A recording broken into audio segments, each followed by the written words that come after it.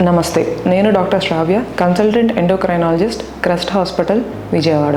Diabetes ఉన్నవారిలో, prediabetes ఉన్నవారిలో, లేదంటే హై రిస్క్ ఉన్నవారు, డయాబెటీస్ రావడానికి హై రిస్క్ ఉన్నవారు తీసుకోవాల్సిన లైఫ్ స్టైల్ మోడిఫికేషన్స్ ఏంటో తెలుసుకుందాం.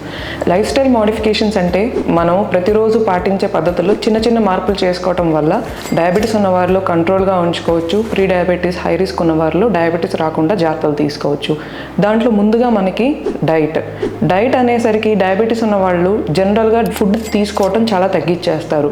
కానీ అన్నిటికంటే ముఖ్యమైనది బ్యాలెన్స్డ్ డైట్ తీసుకోవాలి.